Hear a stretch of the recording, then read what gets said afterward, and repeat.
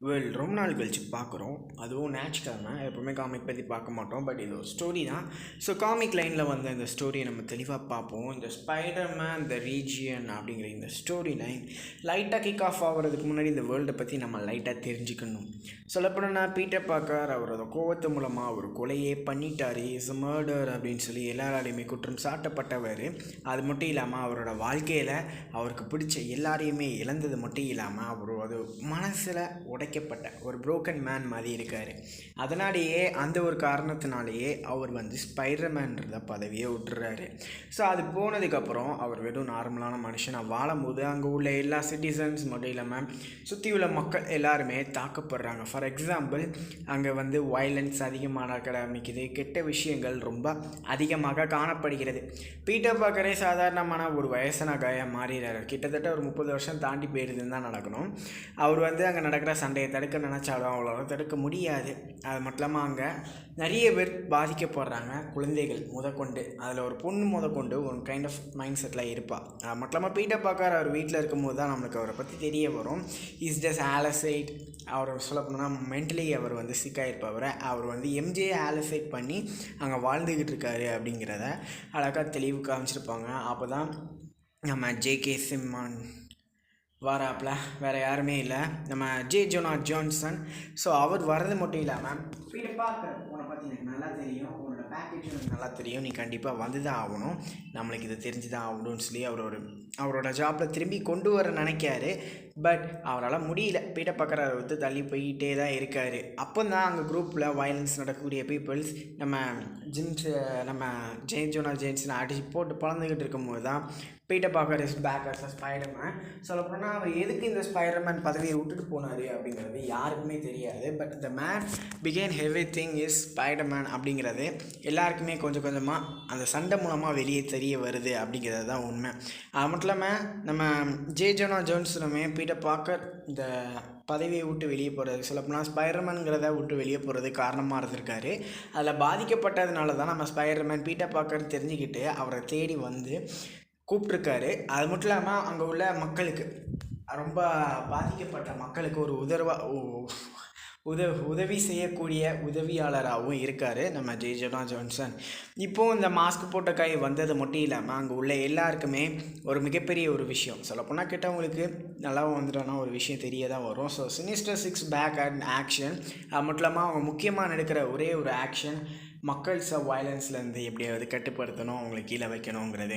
Peter Parker அவரோட ஆலோசினேஷன்லேருந்து திரும்பி வெளியே வரணும்னு நினைக்காரு. அவர் பண்ண விஷயங்கள் அவர் குற்ற உணர்ச்சியில் தள்ளினாலுமே எப்படியாவது இங்கேருந்து போகணும், நான் இங்கேயே இருந்தேன்னா திரும்பியும் பாதிக்கப்படுவேன், எல்லாமே என்னால் அழிஞ்சிடும் அப்படிங்கிற ஒரு மனநிலையில் இங்கேருந்து கிளம்ப நினைக்கிறாரு. ஆனால் அந்த பக்கம் மிகப்பெரிய போராட்டம் வெடிக்க ஆரம்பிக்குது.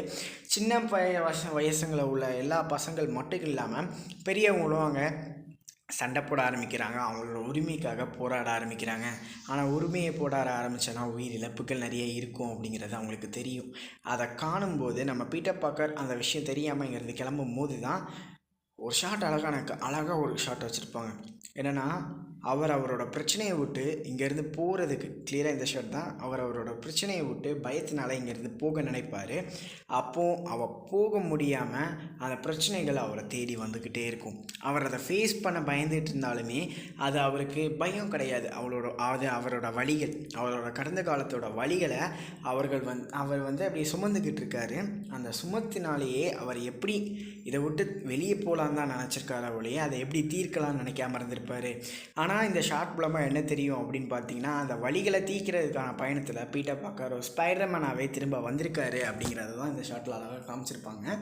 அது மட்டும் இல்லாமல் வந்தது மட்டும் இல்லாமல் அங்கே மக்களுக்கு எதிராக நிறைய கெட்டவங்க இருப்பாங்கள்ல, சோல்ஜர்ஸ் மாதிரி. ஸோ அவங்க எல்லாரையுமே வயலன்ஸாக ரொம்ப பாதிக்கிற அளவுக்கு தாக்க ஆரம்பிக்கிறாங்க. அந்த விஷயங்கள் மூலமாக இன்னொரு கேப் ஆஃப் வில்லன்ஸும் உள்ள வராங்க. ஸோ சினிஸ்டர் 6, கிரேவன், எலக்ட்ரோ, அது மட்டும் இல்லாமல் சாண்ட்மேன், இப்படி 3 பேருமே களத்தில் இறங்கினது மட்டும் இல்லாமல் நம்ம பீட்டர் பார்க்கர் கூட சொல்லப்போனால் ஸ்பைடர்மேனுக்கு ஆதரவாக இருந்த மக்களை போட்டு தள்ள ஆரம்பிக்கிறாங்க. அது மட்டும் இல்லாமல் போட்டு தள்ளுறது மட்டும் இல்லாமல் பீட்டர் பார்க்கர் வயசான கை தானே, ஸோ அவரையும் போட்டு அடித்து பறக்க விட்டுட்டு அவரோட தொப்பியை கலத்தி மக்கள்கிட்ட காமிக்கும் போது தான் அவங்க எல்லாருமே பார்த்து பயப்பட ஆரம்பிக்கிறாங்க. Is a old man like a weak us, நம்மளை மாதிரி வயசானவர். நம்மளை மாதிரி ரொம்ப வீக்கானவர், நம்மளை காப்பாற்றுறதுக்கு யாரும் வரமாட்டாங்களா அப்படிங்கிற ஒரு எண்ணத்தில் இருக்கும்போது தான் நம்மளோட ஆக்டிவிஸ்டோட ஸ்கெலிட்டன் பீட்டர் பார்க்கரை அவரோட குடும்பத்தோட சேர்த்து வைக்கிது. எல்லாருமே இறந்துட்டாங்க. இன்னொரு பக்கம் நம்ம ஜே ஜோனா ஜான்சன் முக்கியமான இடத்துக்கு போகிறது மட்டும் இல்லாமல் அங்கே அவரை பிட்ரே பண்ண மக்களை அவர் தாக்க ஆரம்பிக்கிறாரு. அப்போ தான் இன்னொருத்தர் வராரு, Eddie Brock. Who is Eddie Brock is Venom. So அவர் வர்றது மட்டும் இல்லாமல் அங்கே ஜே ஜோனா ஜான்சன் மேலே அவரோட வெனம் அட்டாக்காக யூஸ் பண்ண ஆரம்பிக்கிறாரு. இன்னொரு பக்கம் நம்ம ஆக்டிவிஎஸ் மட்டும் இல்லாமல் நம்மளோட பீட்டர் பார்க்கரோட மைண்டோட விளையாடுறதுக்கு இன்னொருத்தரும் இருக்கார்.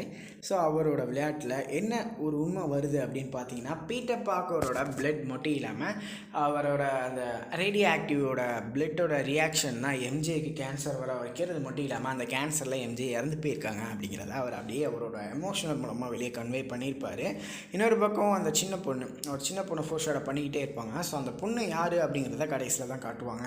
ஆனால் அந்த பொண்ணும் பாதிக்கப்பட்ட பொண்ணாக தான் ஃபஸ்ட்டு ஃபோர்ஷாடை பண்ணுறது மட்டும் இல்லாமல் அவளுக்குன்னு தனியாக 2 சிஸ்டர்ஸ் இருக்காங்க. ஸோ அந்த பொண்ணோட கதையை பார்த்தோட அவள் இந்த உலகத்தில் எப்படியாவது பாதுகாப்பான இடத்துல நிம்மதியாக வாழணும் அப்படின்னு நினைக்கிறாள். எப்படி இருந்தாலுமே அங்கே உள்ள மக்கள் பாதிக்கப்பட்டவங்க அதான் நினைப்பாங்க. இன்னொரு பக்கம் வெனம் அவரோட மிகப்பெரிய ரேஞ்சை வெளியே காட்டுறது மட்டும் இல்லாமல் அவருக்கு துணையாக இருக்கிற சொல்லப்போனால் துணையாக இருப்புங்கிற ஒத்துக்கிட்ட மக்களுக்கெல்லாம் எல்லாம் இருக்கும். சொல்லப்போனால் மக்கள் இல்லை, கூட்டத்துக்கு ஏற்றிருக்கு புது சக்திகளை கொடுக்க ஆரம்பிக்கிறாரு. அவரோட வெனமை கொஞ்சம் கொஞ்சமாக அவரோட சிம்பியாட்டிக் சிம்பத்திக்க கொஞ்சம் கொஞ்சமாக பிரித்து கொடுக்கறது மட்டும் இல்லாமல் அதை ஏற்றுக்காதவங்கள அட்டாக் பண்ண ஆரம்பிக்கிறாருன்னு தான் உண்மை. அந்த சின்ன பொண்ணும் அதுலேருந்து தப்பிக்கிறது மட்டும் இல்லாமல் வெனமோட அந்த மிகப்பெரிய ஹேவ் உலகம் முழுக்க சொல்லப்போனால் அந்த சிட்டி முழுக்க பறக்க ஆரம்பிக்குது. இந்த விஷயத்தை தடுக்கணும் அப்படிங்கிறத பீட்டர் பார்க்கர் ரொம்ப காயத்தோட எப்படியும் பண்ண முடியுமா அப்படின்னு சொல்லி அவரோட இடத்துல போய் ஒளிஞ்சிக்கிறாரு. பட் இன்னொரு பக்கம் பார்த்தீங்கன்னா நம்மளால் முடியும், நம்மளால் செஞ்சு முடிக்க முடியும்னு சொல்லி ஒரு பெல் எடுத்து அந்த சின்ன பொண்ணு அடிச்சுக்கிட்டே வரா. கூட அவளோட சகோதரிகள் மட்டும் இல்லாமல் அங்கே இருக்கிற சின்ன பசங்களும் இருக்காங்க. இந்த ஒரு சத்தம் டேங் டாங் அப்படிங்கிற இந்த சத்தம் அங்கே உள்ள எல்லாத்துக்குமே பரவ ஆரம்பிக்குது. மிகப்பெரிய ஒரு சவுண்ட் எஃபெக்டாக இருக்குது. இந்த சத்தம் முழுக்க அந்த குழந்தைகள் பண்ணிக்கிட்டு இருக்கிறது. இந்த விஷயங்கள் பீட்டர் பார்க்கர் காதில் கேட்கும் போது ஏன் இதை நிறுத்தக்கூடாது, யாராவது போய் நிறுத்தலாமே, ஏன் நானாகவே இருக்கட்டும் அப்படின்னு சொல்லி அவரே களத்தில் இறங்குறாரு. இந்த சத்தம் அவருக்கு பிடிக்கலனாலுமே இந்த சத்தம் மூலமாக ஒருத்தனை அழிச்சு தான் ஆகணும் அப்படிங்கிறது அவருக்கு தெரியும். இந்த சத்தம் மூலமாக அந்த சின்ன பசங்க முன்னேறி வரதை பார்த்துட்டு அங்கே இருந்த சோல்ஜர்ஸ் மட்டும் இல்லாமல் சாண்ட்மேன் அவங்கள எதுக்க பார்க்குறாரு, ஏன்னா அந்த குழந்தைங்க யாருன்னு அவருக்கு தெரியல. இன்னொரு பக்கம் பீட்டர் பார்க்கர் அவரோட பிளானை யூஸ் பண்ணி அவர் அங்கே கிளம்ப ஆரம்பிக்கிறாரு. கொஞ்சம் கொஞ்சமாக முன்னேற ஆரம்பிக்கிறாருன்னு தான் சொல்லணும். அப்போ தான் அந்த 3 பொண்ணுங்களும் சொல்லப்போனால் அந்த ஒரு பொண்ணு முன்னாடியே சொல்லியிருப்பேன் அவளுக்கு 2 சிஸ்டர் இருப்பாங்கன்னு.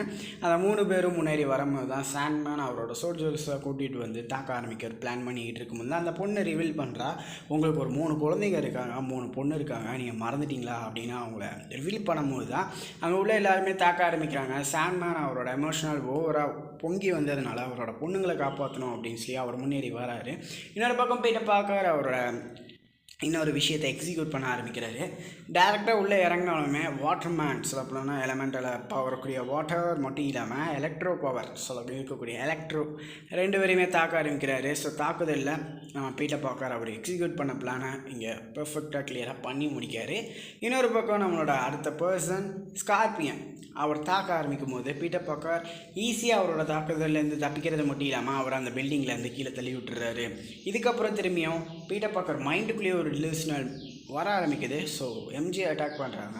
ஸோ இது எம்ஜே இல்லை, மிஸ்டீரியோ பிளான் தான், மிஸ்டீரியோ தான் இதெல்லாம் பண்ணிகிட்டு இருக்காருன்னு சொல்லி அழகாக தாக்குதலில் தப்பிக்கிறது மட்டும் இல்லாமல் அவங்களையும் தோக்கடிக்கிறாரு. இன்னொரு பக்கம் கிரேவன் அவரோட முக்கியமான பூஸ்ட் பவரை யூஸ் பண்ணுறது மட்டும் இல்லாமல் அதை யூஸ் பண்ணி அவர் அவரோட ஃபிசிக்கல் மட்டும் இல்லாமல் மைண்டை வேறு இடத்துல டிஸ்ட்ராக்ட் பண்ண ஆரம்பிக்கிறாங்க. இந்த டிஸ்ட்ராக்ஷன்லாம் போய்ட்டு பார்க்குற ஈஸியாக கிரேவனை தோக்கடிக்கிறது மட்டும் இல்லாமல் இங்கேருந்து அவர் கிளம்ப ஆரம்பிக்கிறாரு. சாண்ட்மேனுக்கு இன்னொரு விஷயம், இவ்வளோ நாள் நம்ம பண்ணிகிட்டு இருந்த தப்பு தான் நம்மளோட பொண்ணுங்களுக்கு எதிராக போயிருக்கு அப்படிங்கிறத சொல்லி அவர் அந்த பில்டிங் முழுக்க ஒரு விஷயத்தை பண்ண ஆரம்பிக்கிறாரு. இன்னொரு பக்கம் பீட்டர் பார்க்கர் மட்டும் இல்லாமல் கான்வர்சேஷன், நீ வரமாட்டேன்னு நினச்சேன், வந்துட்டேன், வா நீ வந்துட்டு போயிட்டா அவங்களாம் நீ தூக்க போகிறேன், நீ தான் எனக்கு எல்லாமே ஃபுல் ரெஸ்பான்சிபிலிட்டி அப்படின்னு சொல்லி இருக்கிற அவரோட குரூப் ஆஃப் வெனாம்ஸ் சிம்பையாட்ஸ் எல்லாருமே பீட்டர் பார்க்கரை தாக்க ஆரம்பிக்கிறாங்க. 2 பேருக்குமே மிகப்பெரிய சண்டை ஏற்படுது. அந்த சண்டையில் பீட்டர் பார்க்கர் காயங்கள் நிறைய பட ஆரம்பிக்கிறாரு. மட்டும் இல்லாமல் அவரோட பல நினைவுகள் எல்லாமே ஓவர் த்ரூ ஆகுது. எம்ஜே இவர் கூட எப்படி பழகினது, 2 பேருமே எப்படி ரிலேஷன்ஷிப்புக்கு போனது, பீட்டர் பார்க்கர் ஸ்பைடர்மேனாக மாறினாக்கப்புறம் அவங்க ரிலேஷன்ஷிப் எப்படி இருந்துச்சு, எப்படி க்ரோத் ஆச்சு அப்படிங்கிறது எல்லாத்தையுமே பீட்டர் பார்க்கர் ஓவர் க்ரோன் பண்ணும்போது தான் அவருக்கு ஒரு விஷயம் தெரிஞ்சது, அவங்க எல்லாருமே இவரை நம்பினாங்க. அந்த நம்பிக்கையை உடைக்கக்கூடாது அப்படிங்கிறத அவர் முன்னேற வச்சு மக்களுக்கு முன்னாடியும் அவர் ஒரு ஹீரோவாக அவங்கள காப்பாற்ற ஆரம்பித்தாருன்னு தான் சொல்லணும். எல்லா சிம்பையட்டையும் அடிச்சுக்கிட்டு இருக்கும்போது தான் ஒரு கட்டத்தில் அந்த ஒரு லிமிட்டுன்பாங்கல்ல, ஸோ அந்த லிமிட்டுக்கு போனதுக்கப்புறம் அவரால் முன்னேற முடியல. அப்படி இருந்தாலுமே அவர் அந்த தாக்குதலில் அடி வாங்கி தப்பிக்கணும்னு நினைக்கல.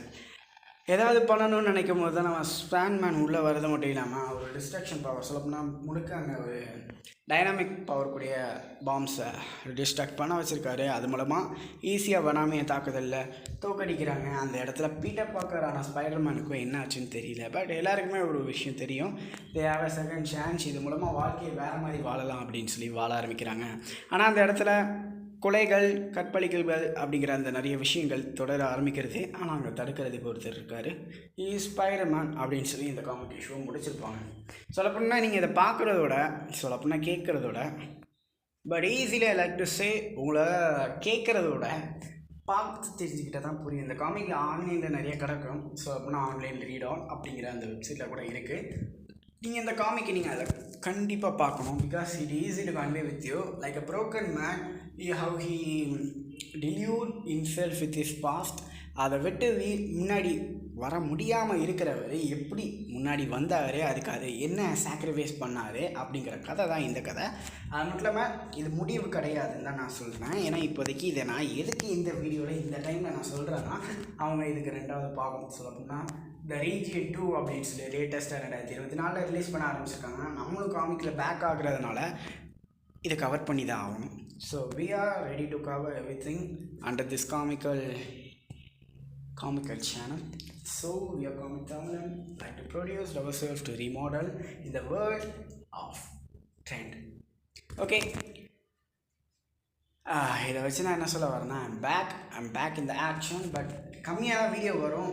we are trying to execute ourselves. So நீங்கள் அந்த ஷார்ட்ஸில் காமெடியாக பார்க்குறது எல்லாமே I'm not created, my friend will be created by himself. His name is Vasant, otherwise he known as Memorical Gallery. அவனும் டிஃப்ரெண்ட் தான் பண்ணிக்கிட்டு இருக்கான். ஸோ அவனோட சேனல் லிங்க்கும் கீழே டிஸ்கிரிப்ஷனில் கொடுக்கேன். அவனுக்கும் கொஞ்சம் சப்போர்ட் பண்ணுங்கள். எனக்கும் சப்போர்ட் வருமானு தெரியல, but you can support yourself because you're hit help our self to make grow in this little situation. We need to expand your self.